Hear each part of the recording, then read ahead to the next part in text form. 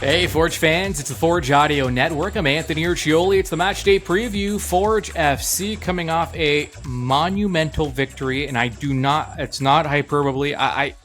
It was monumental for so many reasons, and I'm going to tell you why in a sec. 3-2 win over Atletico Ottawa. Forge now with their sights set on Halifax.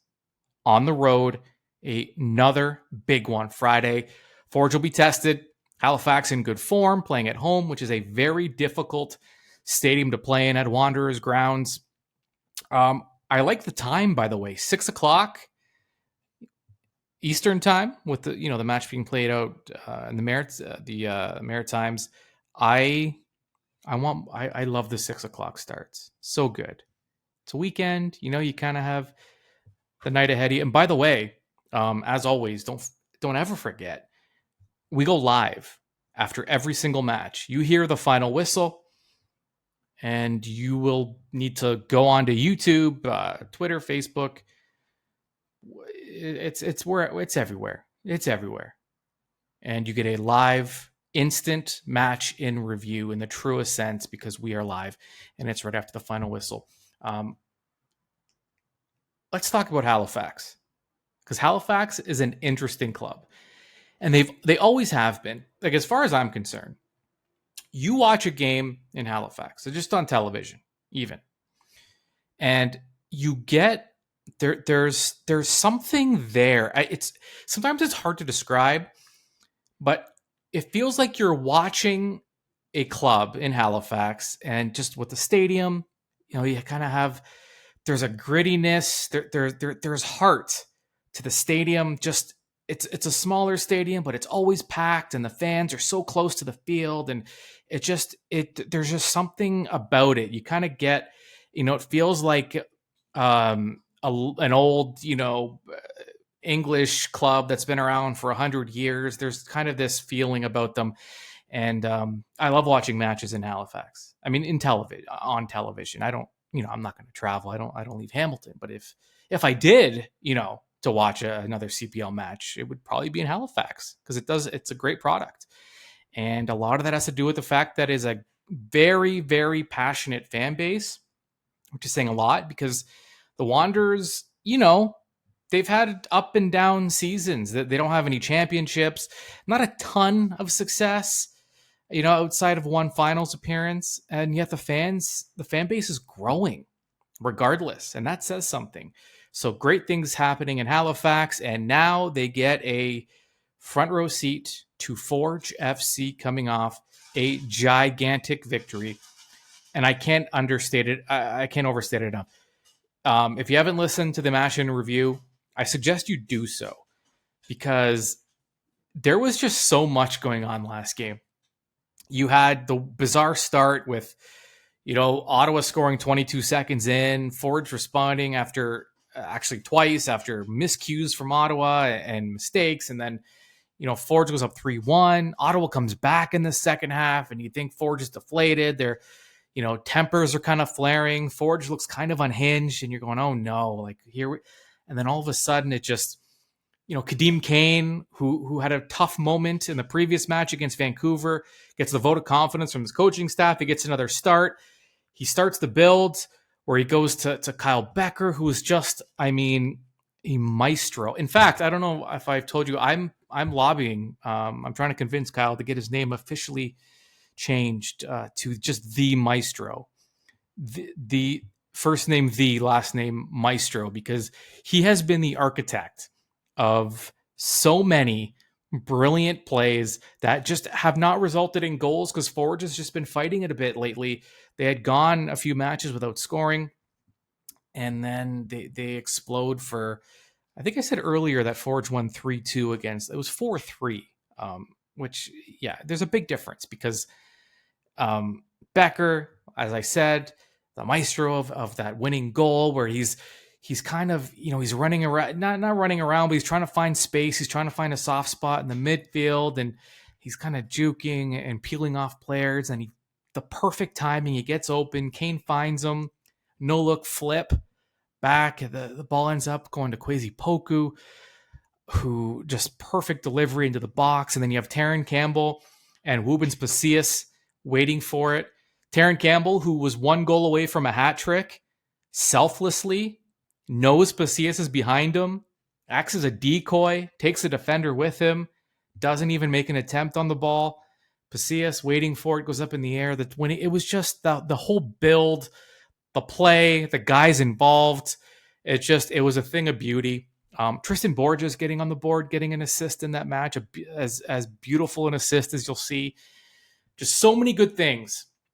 And I do read, the comments from fans, and some fans upset that Forge blew the league. I saw one comment that they said that it felt like a loss, and I go, really? It felt like a loss? Okay. I mean, that I don't understand. Not only did they get the win, so it's literally not a loss, they won a difficult match to win when they faced so much adversity in this one, getting scored on first, blowing a lead, clutch in all the players that you wanted to get going and to find themselves on the score sheet did it. It was just, I thought it was a thing of beauty. I thought it was the perfect way to win a match based on the circumstances and coming off a very disappointing loss to Vancouver. But anyways, I digress quite a bit, as I normally do. But let's get focused again here, because Halifax is next up. And all the doom and gloom, all the sky is falling stuff, but Forge FC, and I get it, it's fair because we're used to a certain level of excellence with Forge as the most dominant team, hands down, not even close, not even up for debate, this league has ever seen. 3 titles in 4 seasons, 4 consecutive title appearances. We're used to just brilliance, and we weren't getting it. So you get a little antsy. That's fair, right? The expectations are everything. Despite all the sky is falling stuff, Forge FC is in second place right now. I mean, let's put this in perspective here. Second place, after 13 matches, they have 19 points. Halifax in 6th, but do not let their placing fool you, because they have 13 points and 2 matches in hand on Forge. So in a perfect world, if you're Halifax, winning those 2 matches in hand would put you in a tie for second place. So that tells you how well Halifax has been playing, because they had a really bad start and they have turned it on as of late. So this is going to be an interesting one on Friday in Halifax. Head to head, these 2 clubs, it was pretty even for a few years. Last year, though, Forge really pulled ahead. All time, Forge 8 wins, 7 draws, 2 losses against Halifax, but Forge have not lost to Halifax in their last 8 matches. 6 wins, 2 draws, and some huge wins at Wanderers ground, which you don't often see Halifax pull those kind of performances together. But Forge was able to dominate in those matches last year at Halifax. Home and away records, Forge, really good away this year. 6 games, 10 points. They have the 3rd best road record. They have 3 wins in that span. Halifax at home, this is where things are kind of shocking. In 4 matches, they only have 2 wins. Not terrible, but the 5th best home record in the CPL right now for Halifax. So you expect more from them. Halifax is driven by 2 guys that Forge is going to want to mark tightly. Their forward, Aiden Daniels. I don't know how much you buy into player ratings, and plus, depending where you're getting the ratings from, the formulas are different. But Aiden Daniels, far and away the best rating right now for Halifax. He's their forward. And then midfielder, who's, he is the Kyle Becker of Halifax. Lorenzo Caligari, midfielder, is those 2 guys are driving the bus. And Forge is going to have to be aware of those 2 guys. We are talking superstar level play this season. Daniels coming on this year after maybe disappointing debut with Halifax. Caligari, though, he's bringing it. And some people will tell you he is the best midfielder in the league. A bunch of Forge players and fans and coaches might say different, but regardless, the fact that it's up for debate says a lot. Big chances this season, right? This is a stat I like tracking because possession is one thing. We know Forge likes to dominate possession, but if you're possessing the ball and not getting big chances, who cares? But Forge is getting big chances, and they have all year. They are second in the league this season in big chances with 24. Halifax is fifth in the league with 18. Again, though, they've played 2 less matches. We are going to be joined very shortly, in fact, moments, by Gary Griffiths. He was on the program last season. I got to tell you, and I'll talk to him about this. Maybe I should apologize. I don't know why he hasn't been on the program since. He was fantastic last year. We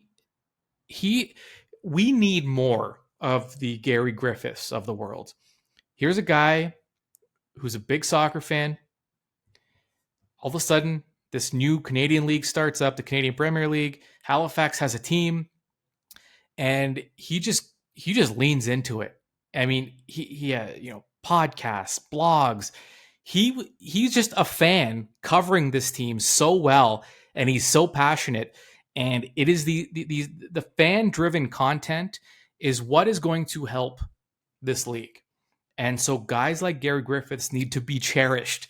And it's tough sometimes with fan created stuff because, they're untethered, right? They're not obligated to toe a line. They can be controversial sometimes, but they drive engagement more than anybody else, and they drive interest in this league.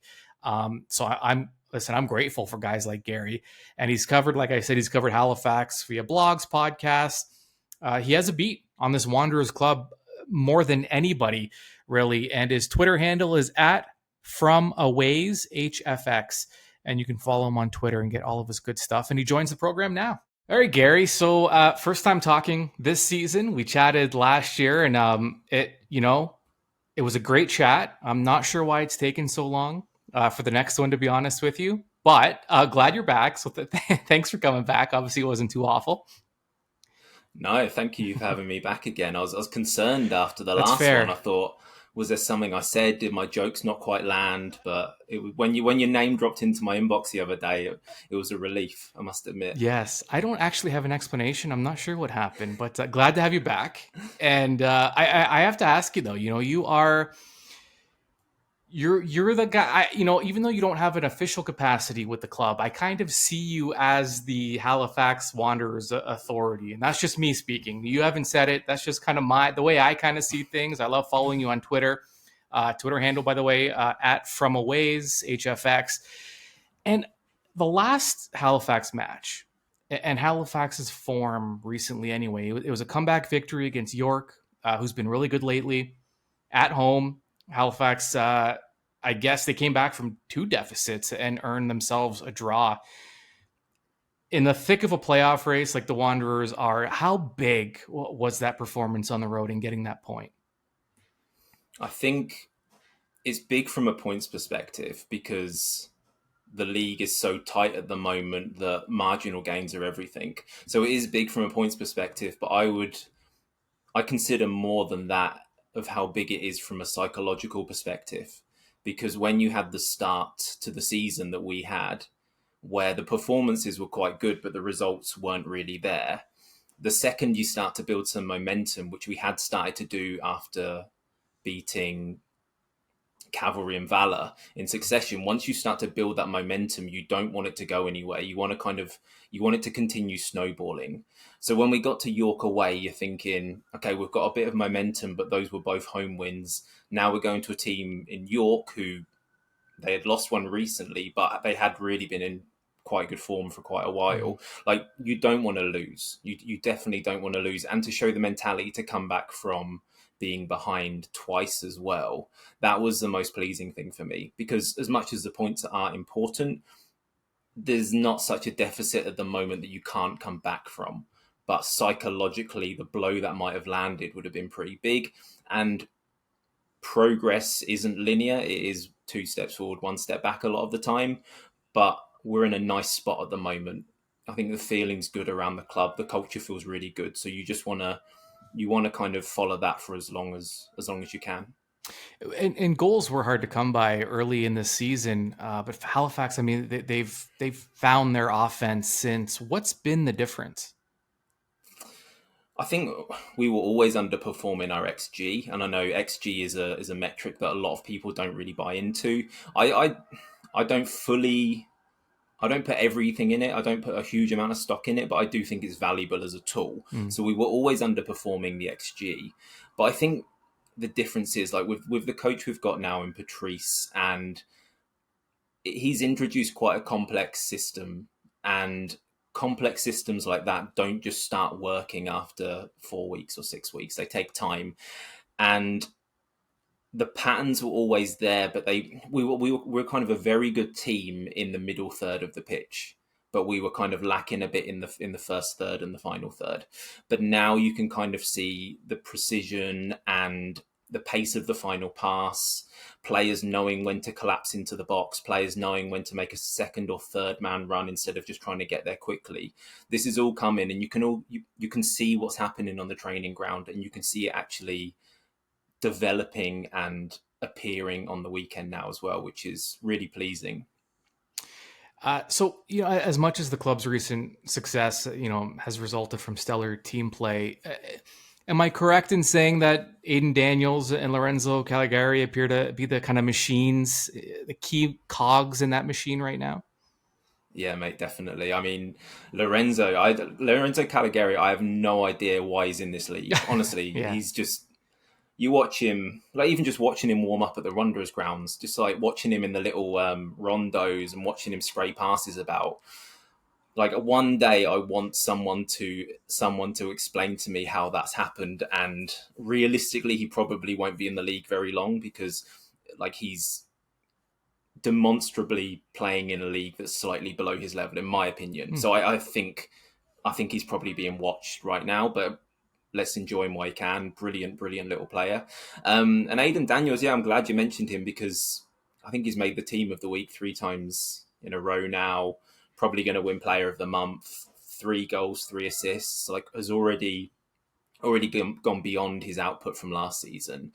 And he's a player. When we signed him, I was so excited about him. Like I think I've been covering the club for the league, not for the league. So I've been covering the club since it started, since day one. And there's only 2 players I've ever gone really, really big on when we've signed them. And the first one was Joao Morelli, which I think was luckily like came out okay.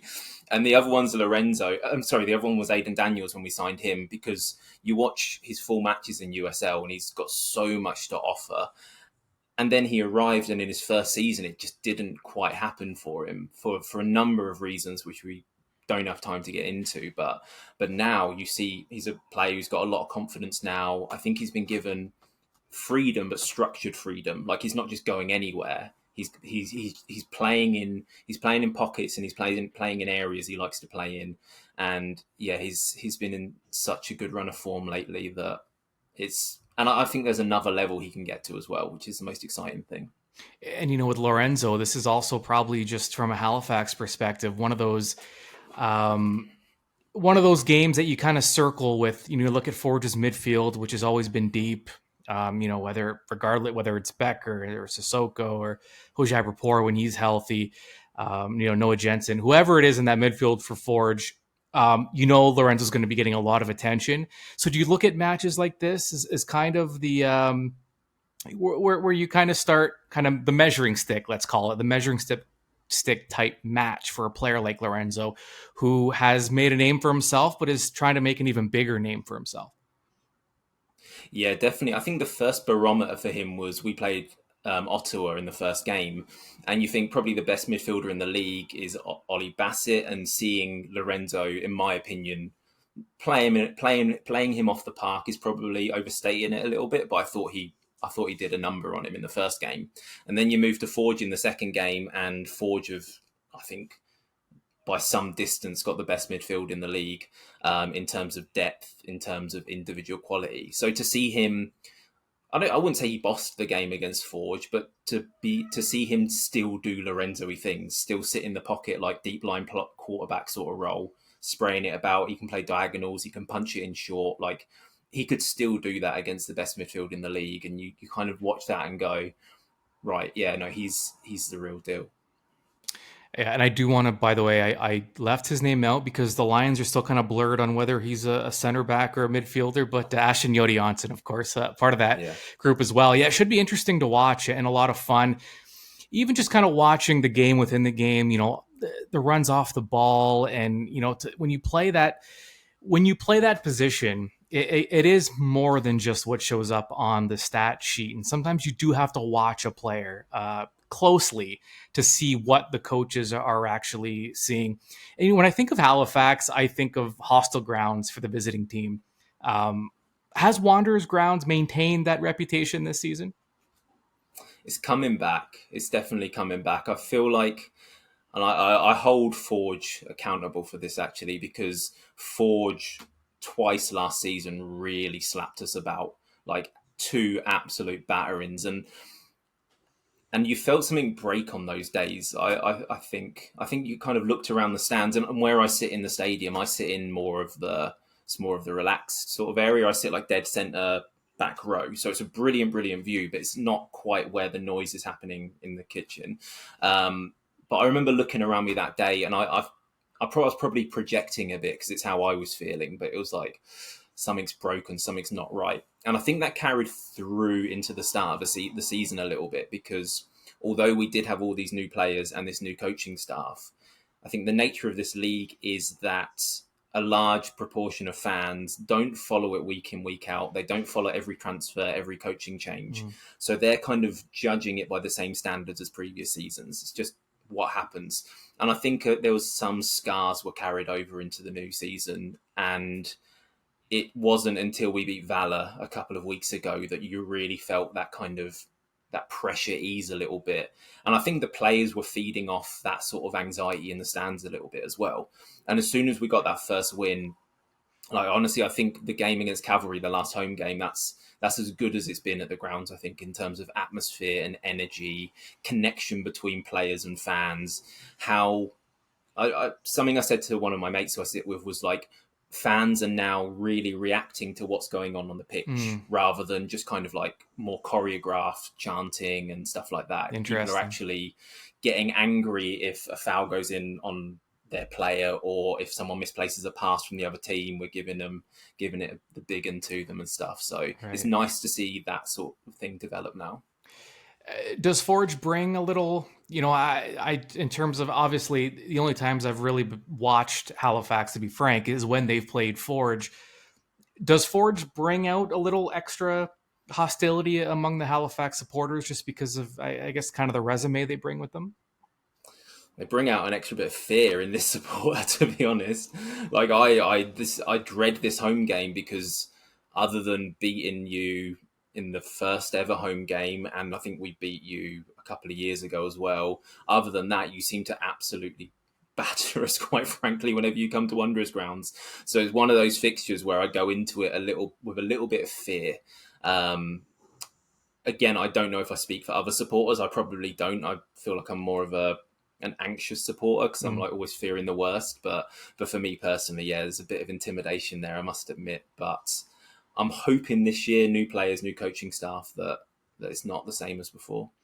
And the teams they've played to a lot of draws over the years. I mean, recently Forge has had the edge, but I think Forge's all-time record is like 8-7-2 against Halifax. So a lot of tight matches up until last season anyway. But when you look around the league, I would say most teams look at the Wanderers, just the way they've cultivated that, just the fan support. I mean, there has to be some jealousy there in just how things have, because the reality is, Halifax, they've had some up and down years, but the fan support doesn't seem to be waning. In fact, it might even be getting stronger.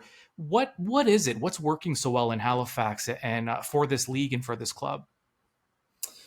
I think, for starters, the team at the club have done a tremendous job since day one of building a culture and an environment around the club, which makes people want to go in spite of the results. I don't know if you've ever been to the grounds, but the fact that it is right downtown in Halifax, there's pubs everywhere, you're next to the public gardens, everything's in walking distance.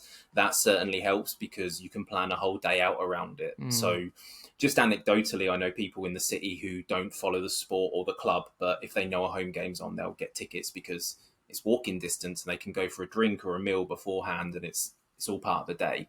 So that really, really helps. And I think as well, and I can only kind of speak to this through having friends here, but I feel like a lot of people from the East Coast have got kind of it's often in the historically at least felt like a bit of a forgotten part of the country. So people really get behind any sort of there's a lot of civic pride in Halifax, so people really get behind any sort of sports team or event that comes here because historically maybe stuff hasn't come here as much as it probably should have done, and they like things that show the city in a favourable light. And when you've got the One Soccer cameras here showing a full house on a sunny day, it makes the city look good. So yeah, everyone's happy with that. Yeah, it makes for great TV watching. It has one of those kind of there's I don't know maybe heart. There's just something there's some heart there. Like there's it's not just it doesn't feel like a club that's only been around for a few years. It feels like it looks like a club that has been around for as long as some of the Premier League clubs have been. Just kind of the atmosphere, and it's great to watch. And by the way, you're a humble guy, so I'm cover your ears. But Gary Griffiths, guys like you are what this league needs, because the way you've covered the club via, blogs, podcasts, and you're really just doing it out of love for the sport and love for the club. And it's people like you that are going to help grow the game. And I'm sure that wasn't your intent. But listen, you're doing a great job. Back at you, mate. Back at you. You're covering Forge in the same way and bringing all them eyeballs to Forge as well. So I think a healthy league has a culture of fan-supported content as well, rather than just league-produced content. And it's really, really important. I like the reason I started it in the first place was because, in the English Premier League, I'm an Arsenal fan, and like I obsessively kind of digest as much content. I listen to all the podcasts, I read all the blogs, because I just love reading about it. So right. I recognized there was a bit of a hole for that with the league. Yeah.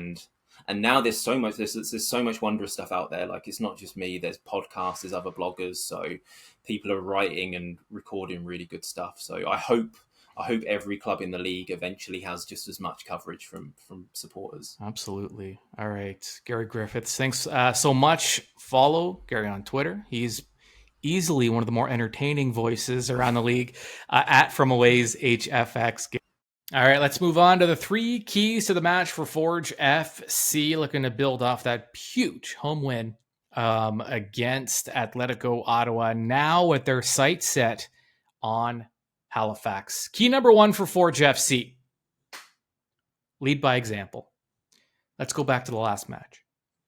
Taran Campbell, the all-time leading goal scorer in this league, 2 goals.